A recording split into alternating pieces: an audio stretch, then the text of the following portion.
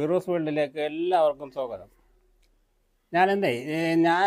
എനിക്ക് എന്തുകൊണ്ടാണ് വാച്ച് അവർ കംപ്ലീറ്റ് ചെയ്യാൻ കഴിയാതിരുന്നത് എന്നുള്ളതിനെ കുറിച്ചാണ്. ഇത് പുതുതായിട്ട് ഇന്ന് ചാനൽ തുടങ്ങുന്നവർക്കും ഈ വാച്ച് അവർ കംപ്ലീറ്റ് ചെയ്യാൻ കഴിയാത്തവർക്കും ഉപകാരപ്പെടുമെന്നാണ് ഞാൻ വിശ്വസിക്കുന്നത്. കാരണം എനിക്ക് പറ്റിയ കുറേ മണ്ടത്തരങ്ങളാണ് ഞാൻ പറയാൻ പോകുന്നത്.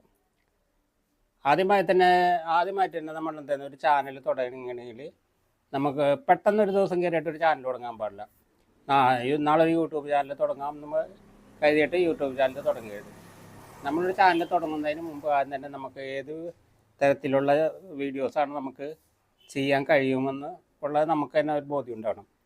നമ്മൊരു ഫാമിലി വീഡിയോസ് ആണെങ്കിൽ ഫാമിലി അല്ലെങ്കിൽ ട്രാവൽ വീഡിയോ അങ്ങനെ ഏതെങ്കിലും മേഖല നമ്മൾ ആദ്യം തന്നെ തിരഞ്ഞെടുക്കണം. നമുക്ക് പറ്റുന്നത് ഏതാണെന്ന് വെച്ചാൽ അത് നമ്മൾ ആദ്യം തന്നെ തിരഞ്ഞെടുക്കണം. അതാണ് ഒന്നാമത്തെ കാര്യം. രണ്ടാമത്തെ കാര്യം, നമ്മൾ കുറച്ച് വീഡിയോസ് വീഡിയോസിനുള്ള കാര്യങ്ങൾ നമ്മളെ മനസ്സിലെപ്പോഴും ഉണ്ടായിരിക്കണം. ഇപ്പോൾ ഫാമിലി വീഡിയോ ചെയ്യണമെങ്കിൽ ഒരാഴ്ച ചെയ്യാനുള്ള വീഡിയോ ഇടാനുള്ള ഒരു സ്ക്രിപ്റ്റായിട്ട് നമ്മുടെ മനസ്സിലുണ്ടായിരിക്കണം. നമ്മൾ ഇന്ന ദിവസം ഇന്ന വീഡിയോ അങ്ങനെ ചെയ്യാനുള്ള കുറച്ച് അധികം വീഡിയോസിനുള്ള ഒരു രൂപരേഖ നമ്മുടെ മനസ്സിലുണ്ടായിരിക്കണം. അതുപോലെ തന്നെ നമ്മൾ ചാനൽ തുടങ്ങി കഴിഞ്ഞാൽ ആദ്യത്തെ ഒരു വർഷം ഈ വാച്ച് അവറിന് ടൈം കൊടുക്കണം. ആ ഒരു വർഷത്തിനുള്ളിൽ നമുക്ക് വരുന്ന ഓരോ വീഡിയോസിനും വരുന്ന ടൈം അതിങ്ങനെ കയറിക്കൊണ്ടിരിക്കും. പക്ഷേ ഒരു വർഷം കഴിയുമ്പോൾ പിന്നെ ഓരോ ദിവസവും ആ ടൈമിൽ നിന്ന് കുറഞ്ഞുകൊണ്ടിരിക്കും. നമ്മൾ പുതിയ വീഡിയോ ഇടുന്നതനുസരിച്ച് കയറും. പക്ഷേ ഒരു ദിവസം വ്യൂ കുറവാണെങ്കിൽ അന്നത്തെ ദിവസം കുറവ് വരും. അങ്ങനെ കുറയുകയും ചെയ്യും. അതുകൊണ്ട് നമ്മളൊരു ചാനൽ തുടങ്ങുമ്പോൾ ആദ്യം തന്നെ നമ്മൾ ആരും ചെയ്യാത്തപ്പോൾ ഒരുവിധം വീഡിയോ ഉണ്ടാവില്ല. പക്ഷേ പരമാവധി മറ്റുള്ളവർ ചെയ്ത വീഡിയോ തന്നെ വീണ്ടും കോപ്പി ചെയ്തിടാൻ ചെയ്യുക. വീണ്ടും കോപ്പി ചെയ്തിടുമ്പോൾ കാരണം അത് തട്ടിപ്പോകും. അതുപോലെ തന്നെയാണ് നമ്മളൊരു വീഡിയോസ് കാറ്റഗറി വെക്കുക. അത് ഒന്നിൽ ഫാമിലി വീഡിയോസ്, അതല്ലെങ്കിൽ ട്രാവൽ വീഡിയോ, ഫുഡ് ബ്ലോഗ്, ഇങ്ങനെ ഏതാണെന്ന് വെച്ചാൽ അത് മാത്രം നമ്മൾ തിരഞ്ഞെടുത്തിട്ട് അത് മാത്രം ചെയ്യുക. ഇപ്പോൾ ഒരു ഫാമിലി വീഡിയോ ചെയ്യുന്നവരാണെങ്കിൽ ഫാമിലി വീഡിയോ മാത്രം ചെയ്തുകൊണ്ടിരിക്കുക.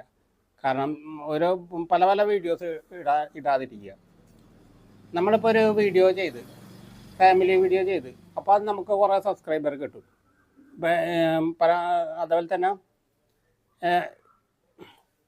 നമ്മളിപ്പോൾ കുറച്ച് ഫാമിലി വീഡിയോ ചെയ്ത് അപ്പോൾ നമുക്ക് കുറേ സബ്സ്ക്രൈബർ ഇങ്ങനെ കിട്ടിക്കൊണ്ടിരിക്കും. നമ്മളൊരു ദിവസം മാറ്റുകയാണ്, ഫാമിലി വീഡിയോ ഒരു റിയാക്ഷൻ വീഡിയോ ചെയ്യണം. റിയാക്ഷൻ വീഡിയോ ചെയ്യുമ്പോൾ കുറച്ച് സബ്സ്ക്രൈബർ നമുക്ക് കിട്ടും. പക്ഷേ ഈ ഫാമിലി വീഡിയോ സബ്സ്ക്രൈബ് ചെയ്തേക്കുന്നവർ ഫാമിലി വീഡിയോ ഇഷ്ടപ്പെടുന്നവരായിരിക്കും. അവർ ഈ റിയാക്ഷൻ വീഡിയോ കാണാൻ നിൽക്കില്ല. അവരിത് കാണുമ്പോൾ തന്നെ അവർ തട്ടിപ്പോകും. അത് തന്നെ നേരെ തിരിച്ചും വരും. നമ്മൾ റിയാക്ഷൻ വീഡിയോ കാണുന്നവർ ഇഷ്ടപ്പെടുന്നവരുണ്ടാവും. അവരായിരിക്കുള്ളൂ ഈ സാധനം സബ്സ്ക്രൈബ് ചെയ്തിരുന്നത്. അപ്പോൾ അത് ഫാമിലി വീഡിയോ കാണുമ്പോൾ അവർ തട്ടിക്കപ്പെടും. അങ്ങനെ മാറ്റി മറിച്ച് ഇവർ തട്ടിക്കൊണ്ടിരിക്കും. അപ്പം നമുക്ക് ഏതിനാണോ കൂടുതൽ ആളുകൾ സബ്സ്ക്രൈബ് ചെയ്യുന്നത് വെച്ചാൽ അത് മാത്രം ചെയ്തുകൊണ്ടിരിക്കുക. കാരണം ഫാമിലി വീഡിയോ ഇഷ്ടപ്പെടുന്നവർ ഫാമിലി വീഡിയോ കാണുമ്പോൾ അവർ കാണാൻ നിൽക്കും. അത് സ്ഥലത്തും മറ്റേ വീഡിയോ കാണുമ്പോൾ അത് തട്ടി മാറ്റും.